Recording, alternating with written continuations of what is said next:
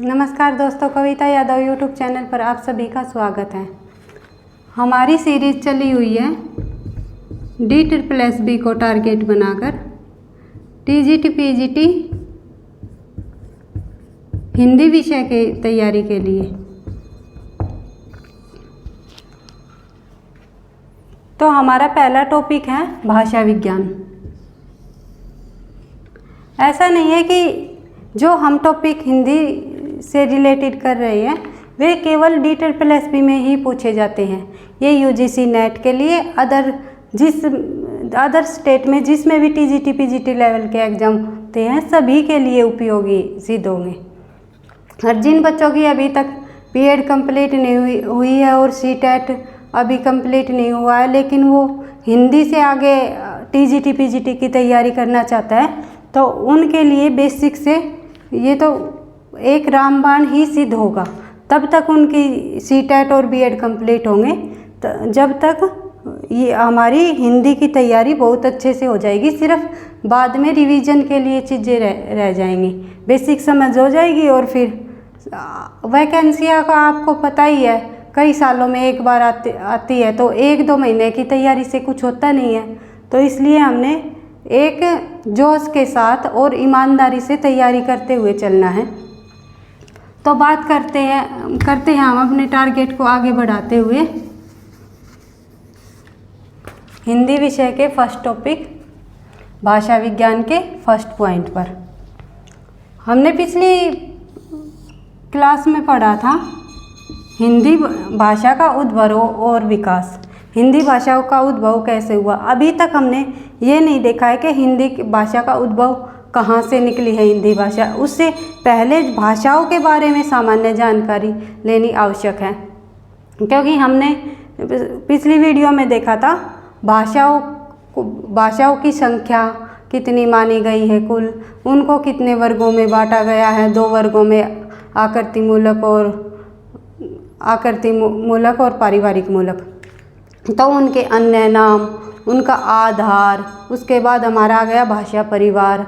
भाषा परिवारों की संख्या अलग अलग विद्वानों ने अलग अलग मानी है। भौगोलिक क्षेत्रों के आधार पर 18 मानी गई, जैसे कि यूरेशिया भौगोलिक क्षेत्र हुआ, प्रशांत महासागर और अफ्रीका। इस तरह हमने 4 भौगोलिक क्षेत्रों में बांटा हुआ है। तो उसके बाद हमने जैसे ही यूरेशिया भौगोलिक क्षेत्र के अंतर्गत जो हमारे भाषा परिवार आते हैं उनमें हमने सबसे इम्पोर्टेंट हमने पढ़ा था भारोपीय भाषा परिवार। भारोपीय भाषा परिवार के अंतर्गत जो 10 शाखाएं निकली, उसके बाद आगे की सीरीज़ को हम अच्छे से क्लियर करते हुए चलेंगे।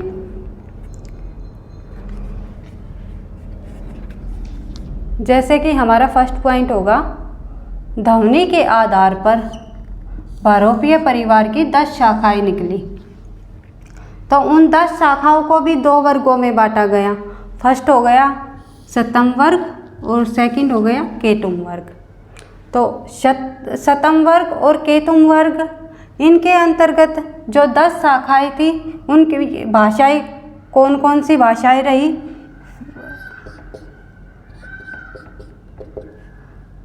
शतम वर्ग के अंतर्गत आएगी हमारी भारत ईरानी भाषा। सेकंड आएगी हमारी बल्टोसवलिक भाषा। तीसरी आएगी हमारी थर्ड अमरीनी भाषा। फोर्थ आएगी अल्बानी। 4 भाषाएं तो हमारी शतम वर्ग के अंतर्गत होगी। कौन कौन सी? भारत ईरानी, बल्टोसविक और अर्मेनी और अल्बानी। इनको हम याद करते हुए चलेंगे, बार बार रिवाइज करते हुए, ताकि क्वेश्चन में जब एग्ज़ाम में क्वेश्चन हमारे सामने आए तो हमें कन्फ्यूजन ना हो कि ये किस वर्ग से ली गई है। इनमें से क्वेश्चन पूछ लिया जाता है शतम वर्ग की कौन सी भाषा नहीं है, 3 भाषाएं दे के कि चौथी भाषाएं केतुम वर्ग के रख देते हैं। तो हमें ये 10 की 10 याद करनी होगी। इसके बाद केतुंग वर्ग के अंतर्गत जर्मनिक, केटलिक, ग्रीक, तोखरी, हिटाइट और इटालिक, ये 6 भाषाएं केतुंग वर्ग के अंतर्गत आती है और 4 भाषाएं शतंग वर्ग के अंतर्गत आएंगी। तो ये हमारी हो जाएगी बहुरूपीय भाषा की 10 शाखाएं, जिनको 2 वर्गों में बांटा गया है। इनमें से एक क्वेश्चन हमेशा पूछा जाता है, कौन सी भाषा केतुंग वर्ग की है, कौन सी भाषा शतंग वर्ग की है। तो अगर एग्जाम भी थोड़ा सा डीप में भी पूछ लिया जाए तो हमें कन्फ्यूजन में नहीं रहना है और अच्छे से याद करते हुए चलना है चीज़ों को। इससे अगला पॉइंट होगा हमारा भारतीय आर्य भाषाओं के कितने कालों में विभाजित किया गया।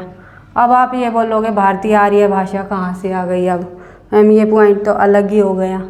तो हमने शतम वर्ग के अंतर्गत जो भारत ईरानी भाषा को देखा है, तो भारत ईरानी भाषाओं को 3 वर्गों में बांटा गया।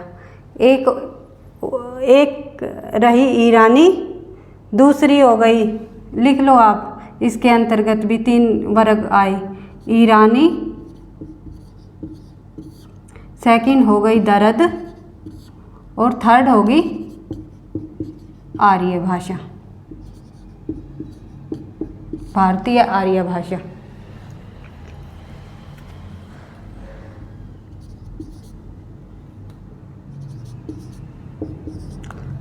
शतम वर्ग के अंतर्गत जो भारत ईरानी भाषा में जो भाषाएं निकली उनको भी 3 वर्गों में विभाजित किया गया, ईरानी, दरद और भारतीय आर्य भाषा। तो भारतीय आर्य भाषाओं को ये पॉइंट यहाँ से बनता है, भारतीय आर्य भाषाओं को 3 कालों में विभाजित किया। यहीं से हमारी हिंदी की उत्पत्ति की शुरुआत मानी जाएगी, आर्य भाषाओं से ही हमारी हिंदी भाषा की उत्पत्ति की शुरुआत होगी। जैसे कि प्राचीन आर्य भाषा, जिसका समय रहा 1500 ईस्वी पूर्व से लेके 500 ईस्वी पूर्व। इसके अंतर्गत 2 भाषाएं आएंगी, एक वैदिक संस्कृत और एक लौकिक संस्कृत। सेकंड हो गया मध्यकालीन आर्य भाषा, इनका समय रहा 500 ईस्वी से 1000 ईस्वी तक और इनके अंतर्गत आएंगी पाली, प्राकृत, अपभ्रंश और अवहट। थर्ड हो गई हमारी आधुनिक आर्य भाषाएं, इनके समय रहा 1000 ईस्वी से अब तक। आप यहाँ 500 ईस्वी पूर्व से 1000 ईस्वी पूर्व है, 500 ईस्वी पूर्व से आएगा पीछे 1 ईस्वी से फिर 1000 ईस्वी, फिर 1000 ईस्वी से अब तक आधुनिक आर्य भाषा। इनका समय वैदिक संस्कृत का, लौकिक संस्कृत का क्या रहा, इस काल के अंतर्गत तो प्राचीन दोनों भाषाएं रही, लेकिन इनका समय भी अलग अलग है। वो हम इनके वैदिक, इनको डिटेल से तब पढ़ेंगे तो इनके समय को अलग अलग देखेंगे। अब आएगी हमारी आधुनिक आर्य भाषा 1000 ईस्वी से अब तक। इसके अंतर्गत हमारी भाषा रही हिंदी, बांग्ला, उड़िया, मराठी, गुजराती, पंजाबी, सिंधी आदि। जितनी भी हिंदी तर भाषाएं रही वे सभी भाषाएं आधुनिक आर्य भाषाओं के अंतर्गत आएंगी।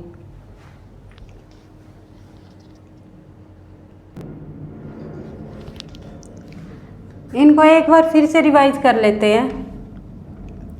ध्वनि के आधार पर बहुरूपीय परिवार की 10 शाखाएं निकली। बहुरूपीय परिवार के भी 3 अन्य नाम और हैं। बहुरूपीय परिवार की जगह अगर इन तीनों में से कोई एक नाम भी आ जाए तो भी यही बात होगी कि ये दशम और के तुम ये पूछ लेंगे कि ये किस परिवार से की शाखाएं हैं। तो अगर बहुरूपीय परिवार की जगह Indo Germanic,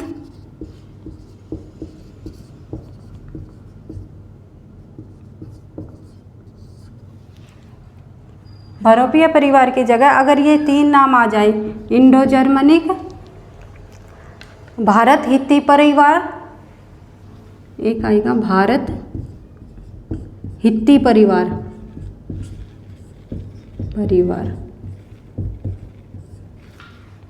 Indo Germanic, Bharat हित्ती परिवार और आर्य परिवार,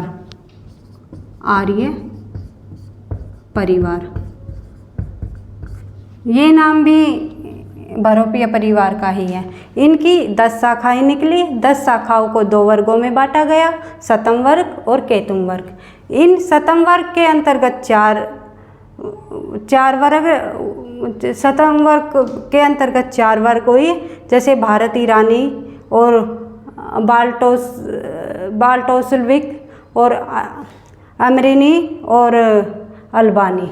इसके बाद केतुम के अंतर्गत जर्मनिक, कैथलिक, ग्रीक, तोखरी, हिटाइट और इटालिक। फिर आएगी हमारी, फिर शुरुआत होती है जहाँ से हिंदी भाषा की उत्पत्ति होती है आर्य भाषाओं से। एक पॉइंट बनता है हिंदी की उत्पत्ति।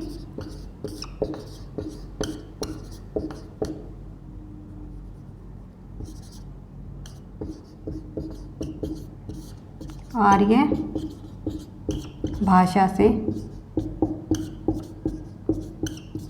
हुई। तो ये भारतीय आर्य भाषाओं को 3 कालों में विभाजित किया गया, प्राचीन काल, मध्यकाल और आधुनिक काल।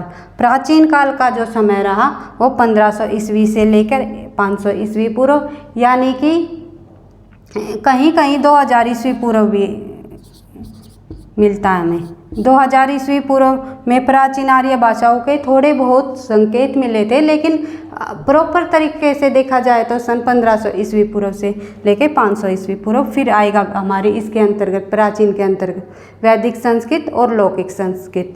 फिर आएगा हमारा मध्यकालीन आर्य भाषा। इसका समय रहा हमारा 500 ईस्वी से 1000 ईस्वी पूर्व, 1000 ईस्वी तक, 500 ईस्वी पूर्व से 1000 ईस्वी तक। फिर इनके अंतर्गत हमारी 4 भाषाएं आएंगी, पाली, प्राकृत, अपभ्रंश और अवहट। फिर आएगा हमारा आधुनिक आर्य भाषा। आधुनिक आर्य भाषाओं के इनका समय रहा 1000 ईस्वी से अब तक। इनके अंतर्गत हमारी हिंदी और हिंदी तर के जितनी भी भाषाएं हैं वे शामिल होंगे, जैसे हिंदी, बंगला, उड़िया, पंजाबी, सिंधी, गुजराती आदि। तो उम्मीद है कि आपको ये समझ आ गया होगा। मिलते हैं अगली वीडियो में। Thank you.